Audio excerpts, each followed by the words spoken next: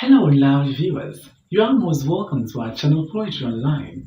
In this video, we shall be presenting to you how to answer questions on phrasal verbs, idiomatic expressions, and sentence interpretation. When you take the Wassce English Paper 1 from question 31 to 40, you will find questions on phrasal verbs, idiomatic expressions, and sentence interpretation. Do you know that you can answer these questions without necessarily knowing the meaning of the phrasal verb, the idiomatic expression? Watch this video to the very end. So in this video, we're going to be discussing how to score questions on idiomatic expressions and phrasal verbs. So when it comes to sentence interpretation, all you have to know is that an idiom is a group of words that are placed in a particular order whose meaning cannot be determined by the individual words or the totality of the dictionary meaning of the words contained in the idiom. What it simply means is that the meaning of an idiom is not determined by the dictionary meaning of every word it contains. So, for example, if we have, the minister invited every Tom, Dick, and Harry to the party. The minister invited every Tom, Dick, and Harry to the party. So, when you're going to go by the literal or the basic or dictionary meaning of these words, we are going to interpret it as the minister invited everyone by the name Tom, Dick, and Harry to the meeting, which is wrong. So, this simply means that the minister invited everyone to the meeting or to the party. What I'm trying to say is that when it comes to phrasal verbs or idiomatic expressions, the meaning is so far away from the dictionary meaning, so we cannot use the dictionary meaning to determine the meaning of the proverb. So in the alternatives, you're going to find answers like this that will mislead candidates. Bear in mind, in idiomatic expression or phrasal verbs, we don't use the dictionary meaning of words to determine the meaning of the word. So for instance, let me say this thing, when you read the book Things Fall Apart by Chinua Achebe, you will realize that in the Nigerian society, men are equally called women. And what category of men are called women? The category that do not have any chieftaincy title. So if you don't have any chieftaincy title, you are considered a woman or agbala. So what it simply means is that in that particular context, if you're going to use the dictionary meaning of the word woman, you're going to find it wrong. So for instance, I will say Madame Jane is a man. If I say Madame Jane is a man, it doesn't necessarily mean she has transformed from being a woman to a man. No, this simply means that she is doing or handling certain responsibilities. So we say she is a man. It doesn't mean she has transformed from being a woman to a man. So that is what you have to note when you're dealing with idiomatic expressions and phrasal verbs, especially in sentence interpretation. The basic meaning of the words or dictionary meaning of the words are not considered. So the totality of the dictionary meaning of the words should be disregarded. This is very important. So let's consider these few examples to demonstrate our point. So the first example I'm going to read to you is bite more than you can chew. What does it mean to say somebody has bitten more than he or she can chew? So does it mean the person likes eating or the person likes food a lot? No. To bite more than you can chew simply means that you have taken more responsibility than you can handle, or it simply means you're doing something which is too difficult or too much for you. So, bite more than you can chew does not in any way mean a person likes eating or a person likes food a lot. It means you're doing something that is too difficult or too much for you, or you have taken up a responsibility that is way beyond your ability. Shoot yourself in the foot. So, when we say someone has shot himself in the foot, what does it mean? Does it mean he has taken a gun to shoot his leg or to shoot his foot? Definitely not. That is not a meaning. So, when you shoot yourself in the foot, it simply means that you have done something or you have hurt yourself or you have done something that is going to put you in danger or something that will later hurt you. So when somebody says you have shot yourself in the foot, it simply means that you have done something or you are hurting yourself. So that is just the meaning. So in WAEC examination, these idioms are not going to be asked in isolation. They are going to be in sentences. So you're not going to find an idiom that is just lying there directly for you to give its meaning. So these idioms are going to be in sentences, and you have to use context clues as well to determine what they mean. So let's take this sentence for example. Our plans for the summer holidays are still up in the air. Our plans for the summer holidays are still up in the air. Our plans for the summer holidays are still up in the air.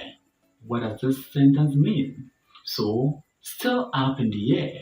When we say something is still up in the air, what does it mean? So, in WAEC examination, you're going to find sentences like this, and it's up to you to determine the meaning of the phrasal verb or the idiomatic expression that is being used. So, here we have the idiomatic expression, still up in the air. What does it mean? When we see something is still up in the air, does it mean the thing is suspended in the air or the thing is hanging in the air? This idiomatic expression simply means that the thing is not decided, it has not yet been developed, or the plan has not yet been finalized. So, still up in the air means something that is not developed, that is not finalized, or something that has not yet been decided. So let's move to our next example. I broke the bank before going to school. I broke the bank before going to school.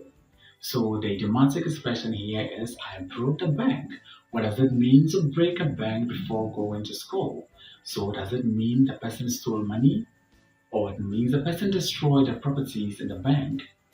So you see, when we are to consider the totality of the basic meaning or the dictionary meaning of the words in this idiom, we will say that the person has destroyed something in the bank or he stole money from the bank before going to school.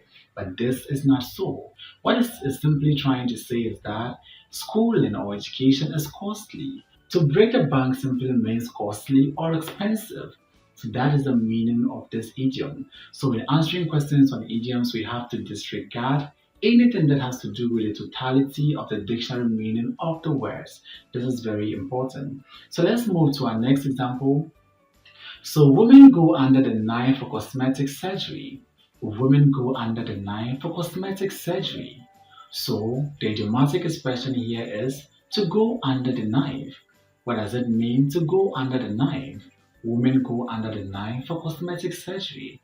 What does it mean to go under the knife? Does it mean women are always kidnapped, or women are killed, or women are hurt? When we consider the basic or dictionary meaning of these words, we might be tempted to say that women are kidnapped, or they are hurt, or they have been killed, but that is not the case. This idiom simply means that they go through an operation. Yes, they go through an operation or medical surgery. So this is very important. Let us disregard anything that has to do with the dictionary meaning of the words. So let's move to our next example. I'm in hot water for skipping classes this morning. I'm in hot water for skipping classes this morning. So the idiomatic expression here is I'm in hot water. What does it mean to be in hot water? Does it mean the speaker has fallen into hot water? Definitely not.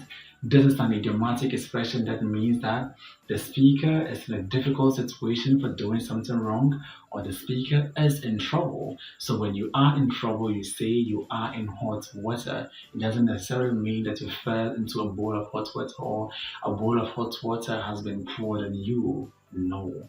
So in idiomatic expression, we disregard anything that has to do with the totality of the basic or literal meaning of the words.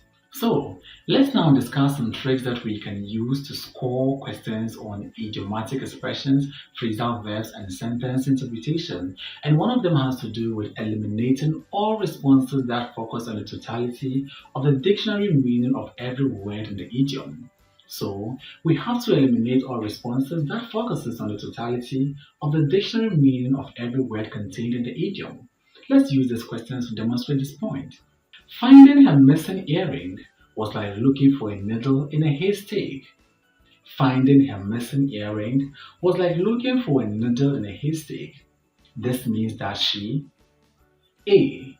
should have known she would lose her earring. B. found it impossible to locate her earring. C. lost her earring in a haystack. D. pretended not to know where her earring was. So, let us eliminate anything that has to do with the dictionary meaning of the words in the idiom, which is a needle in a haystack. So, with our first example, should have known she would lose her earring. This particular response is wrong, even though it has nothing to do with the dictionary meaning of the words. B. Found it impossible to locate her earring. Let's skip this particular option and go to option letter C. Lost her earring in a haystack. So when you are answering questions on idiomatic expressions, something like this, you have to rule it out so that it will reduce the number of distractors that you have. So lost her earring in a haystack is totally out of the question, or it is out of the box.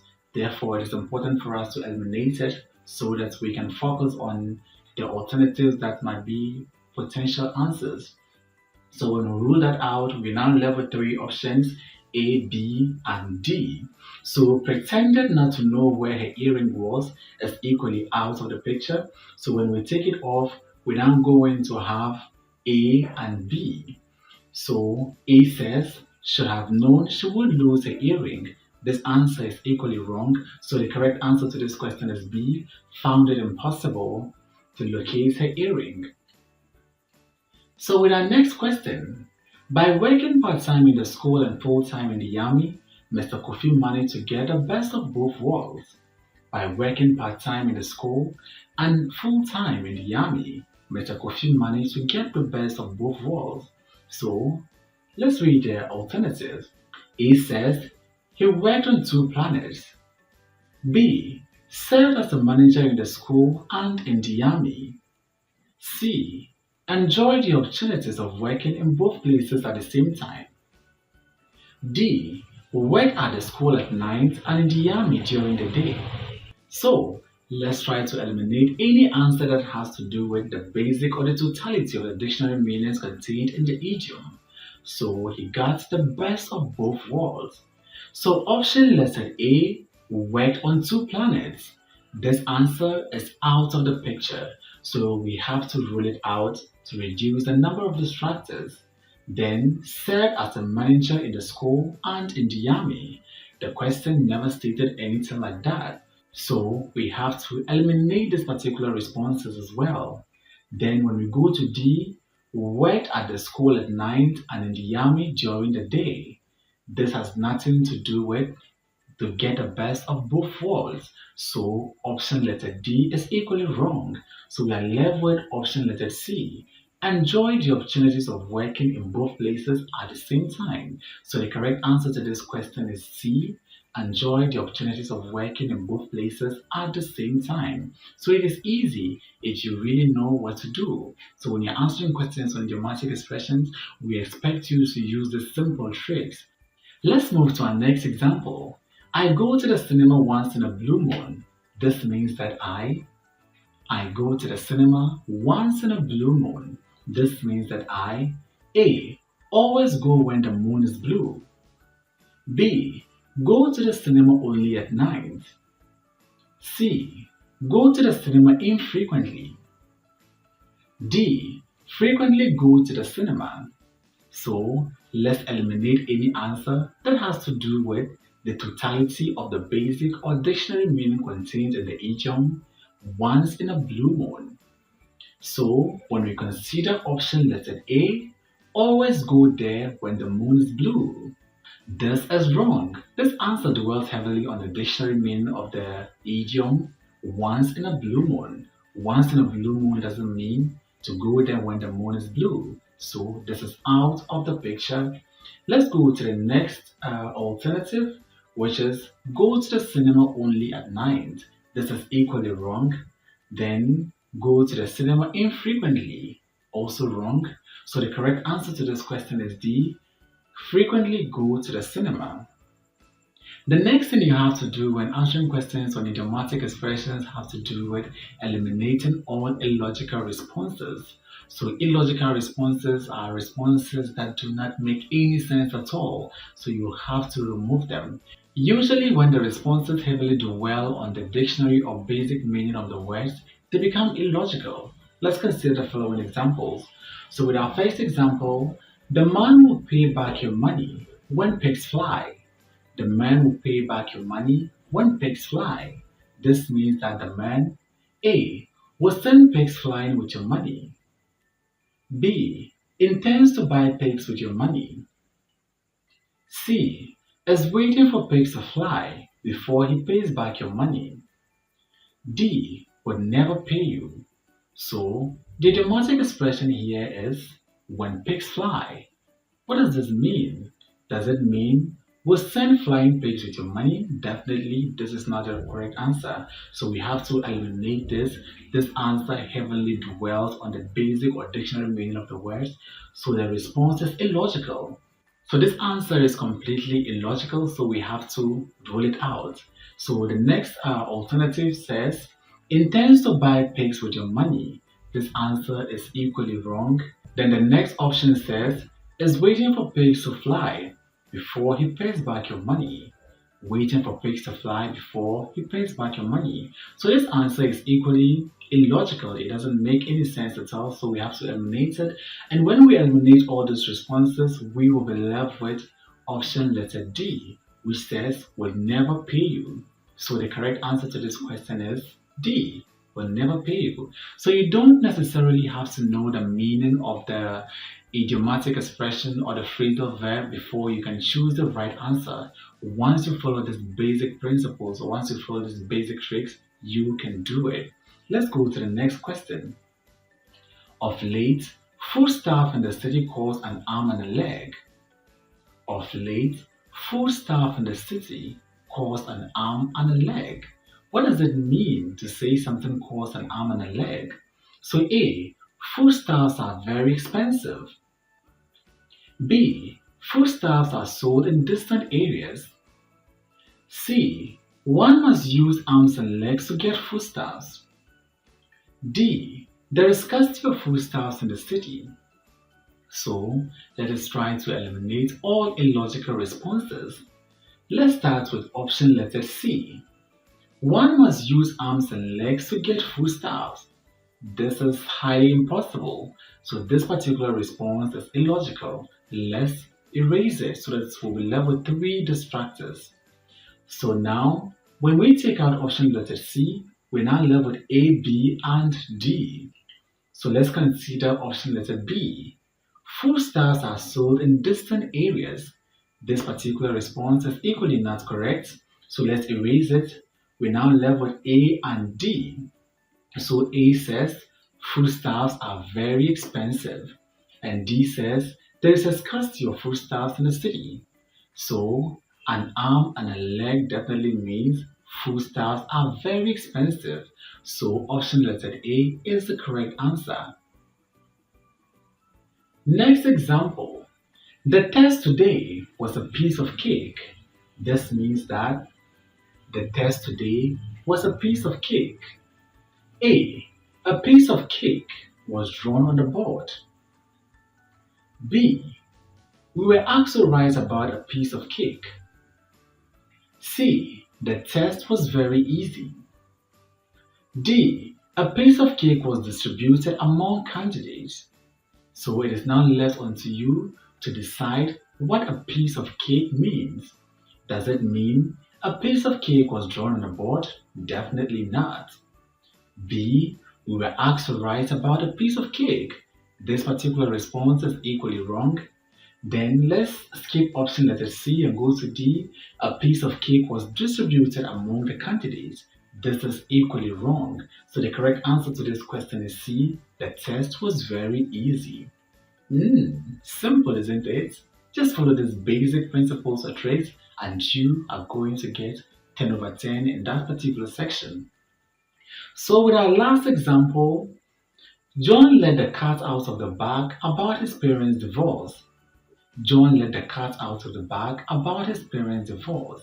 This means that John A. exposed the secret about his parents' divorce. B. Released the cat his parents had put in a bag. C. Fainted because his parents divorced. D. Went away with the cat when his parents divorced. So let's try to eliminate all illogical responses. So the first illogical response we would like to eliminate has to do with option letter B. Release the cat his parents had put in a bag. To let a cat out of the bag does not necessarily mean we have a physical cat that is in a bag. So this is an illogical response. We have to take it out. Then option letter C says, fainted because his parents divorced. This particular answer or this particular response is equally wrong. So we have to rule it out. So when we do this by level 2 options, then we go to D, went away with the cat when his parents divorced. This particular response is equally wrong. So we're leveled A, expose the secret about his parents' divorce. So the idiomatic expression to let the cat out of the bag means to expose a secret. So the correct answer to this question is option letter A, expose a secret about his parents' divorce. Thanks for watching this video. Please don't forget to like, comment, subscribe, and share this video. So we'll meet again in our next lesson. Bye for now.